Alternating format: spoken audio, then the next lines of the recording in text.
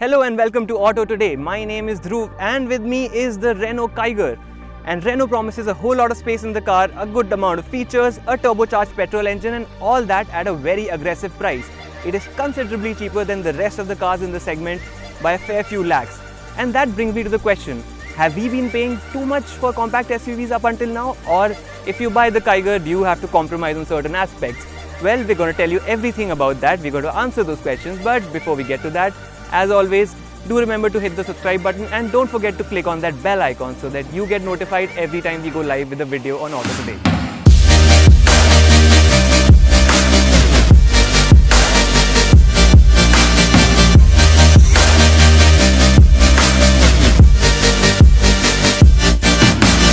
The front section of the Renault Kiger makes it look like a grown-up Kwid with its split headlight treatment, upright nose and large Renault badge.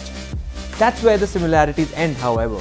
Renault has given the Kiger in this top-end RXZ trim only though, full LED headlights positioned lower down in the bumper while the upper portion houses the indicators and LED DRLs. The flat, sculpted bonnet, thick wheel arch cladding and generous 205mm ground clearance lend the Kiger that highly sought-after tough SUV look, while the rear adds a bit of flair with sloping roofline, a cool-looking spoiler and a steeply raked windshield. The tail lamps are reminiscent of the European spec Capture and feature a C-shaped LED signature as standard across all trims. Like the Kwid, the rear-view camera is neatly integrated into the Renault insignia. The rear is easily our favourite bit of the Kiger's exterior. Other highlights include functional roof rails and 16-inch alloy wheels. Visually, the Kiger looks a tad smaller on the road when compared with more expensive rivals like the Venue, Sonet, Vitara Brezza and the likes. Inside, the Kiger's cabin sports an almost all-black theme save for the roof lining. The dashboard and door pads have a hint of grey elements, but in general the idea has been to give a sporty appeal and hence the dark treatment. Features on offer include a digital instrument panel, multifunction steering wheel, electrically adjustable ORVMS, automatic aircon and ambient lighting to name a few.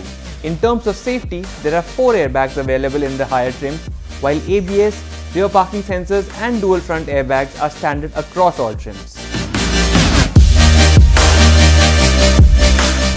And you move on towards here, you get an 8-inch touchscreen that supports Android Auto, Apple CarPlay and Renault has also. It's very different from what we've seen in Renault so far, like in the Triber or in older cars like the Capture or the Duster. It's a brand new layout, the user interface is new and looks quite premium. And the best part is you get wireless Android Auto, so you can have the screen hooked up to your phone via Android Auto or Apple CarPlay, both are wireless and your phone is cable free and you have wireless charging as well. This is not part of the standard package, it's an optional accessory. You get twin glove boxes, one here, one down there and the one down there, the bigger one is spooled, which is also very nice. There's a nice big storage area here with cup holders, although that's quite deep, so it isn't exactly very usable if you say are planning to have your coffee while driving or something like that, so it'll be kind of difficult to just pull the your glass out of this. It's kind of really deep and there's more space under the armrest. But the one thing that's missing from this is a tire pressure monitoring system. That is not there, which is kind of surprising because the Magnite gets it. So I don't know why Renault decided to omit that feature. And speaking of omitting features, if you compare it with compact SUVs, sub 4 meter SUVs which are priced higher like the Venue, Sonet, etc., then in comparison with them you really aren't missing out on much, to be honest, except for maybe an auto dimming IRVM. This is manual adjust, there's no sunroof, but again Renault is offering you this car at a price which is substantially lower, so those omissions are alright. What isn't alright though is the fit and finish inside the cabin. From afar, if you're just looking at it, it looks quite alright, but closer inspection reveals certain quality issues. Some of the materials are cheap and the plastics are kind of sharp edged and would have been nicer to have a slightly better quality. So getting into the rear seat of the Renault Kiger, and straight off the bat first thing you notice is the amount of space you have. So Renault is quite obviously, they know what they're talking about when they say it's got best in class space. I don't know exactly the numbers because that we'll have to wait for our full-fledged road test, but first impressions are really positive. So this front seat is adjusted to my height, which is 5'8" for reference, and as you can see, I have quite a lot of knee room in front of me. There's enough space for my legs to stretch out. Headroom is also quite impressive. Despite the slightly SUV coupe style sinking roofline, you still get a good amount of headroom. And seating 3 abreast will not be that big of an issue, although it will be the best if you seat just 2 people, but you can have 3 people here. And the fact that you have a flat floor also helps the one seated in the middle. You get aircon vents and you get a 12-volt charging socket and cup holders, bottle holders, which are good enough for a 1 liter bottle. This is not a 1 liter bottle, but they are enough to hold a 1 liter bottle here.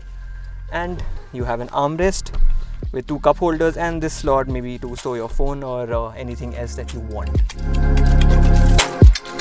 At 405 litres, the Kiger has the biggest boot in the segment, and it is genuinely quite impressive the way Renault has managed to carve out so much space in the cabin. There is one issue, however, with the boot, which is the high loading lip. Renault offers the Kiger with 2 engine options. There's a 1 litre naturally aspirated 3-cylinder motor with 72 bhp and 96 Nm of torque, and a 1 litre turbo petrol motor, the one we drove, which develops 100 bhp and 160 Nm of peak torque.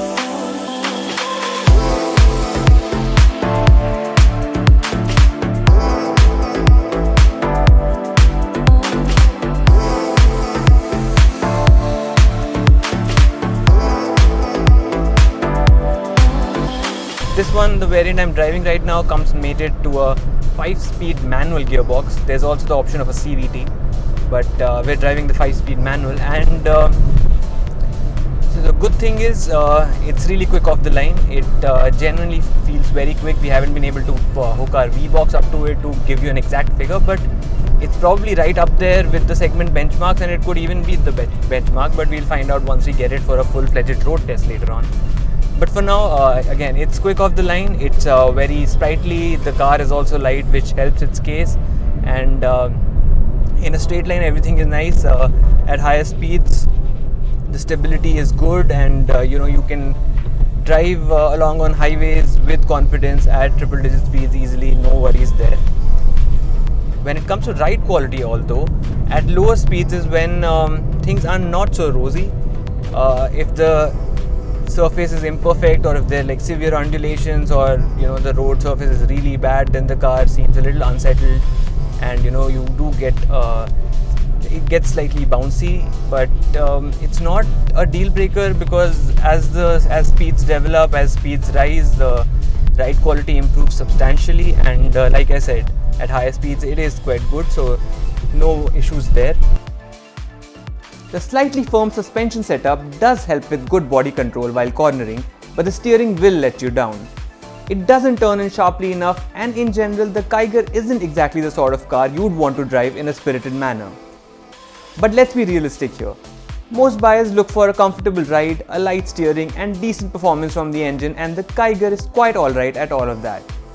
Calm and composed is the driving style that suits the Kiger the best, and needless to say, this isn't an SUV that will fare too well off the road, although that 205mm ground clearance is more than ample in case you do decide to indulge in a very mild off-road excursion.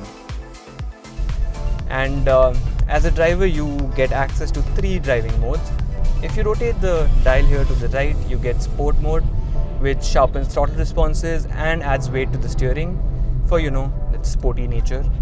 And if you rotate it to the left, you get into Eco mode, which dulls everything down and makes sure you get the most out of your car in terms of fuel efficiency. And if you press it again, the middle part, then you get back into normal mode, which is, as the name suggests, just a nice balance between sporty and eco. And with those modes, the display, this instrument panel, the digital panel here, it changes. So in normal mode, it's a nice blue color, cool blue color. In eco, there's a very green, leafy, eco-y display. And in sport mode, as you might have already guessed, it's red. Vibrations at idle are quite high and you can feel them through the seats, steering and gear lever and even see them in the doors.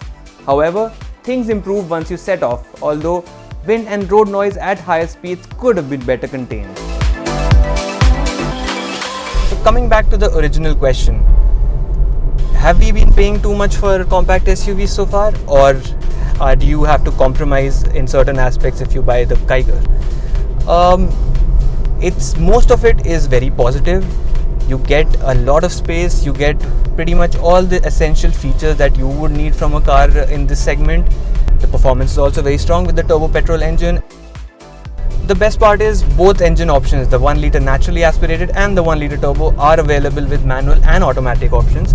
So if you buy the naturally aspirated engine, you get an AMT. With the turbocharged engine, you get a CVT. So there's plenty to choose from. You can, have what you want, have the features you want, and it's a very extensive sort of a lineup to choose from for buyers, which is a really good thing. And even if you go for the full top of the line turbo petrol automatic, it's still 9.5 lakhs ex showroom, which is really good pricing. Trust me, for a car like the Kiger, for what it offers, it's generally very good pricing, and that is the Kiger's trump card.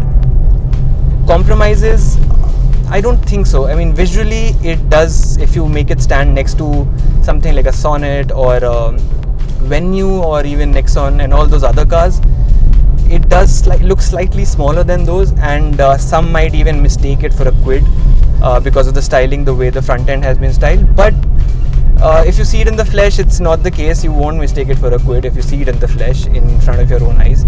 And size aside, I don't see any major negatives or drawbacks to the car. Besides, it may look a little smaller, but space inside is aplenty. For us, the only real negatives are fit and finish within the cabin and the slightly disappointing refinement levels.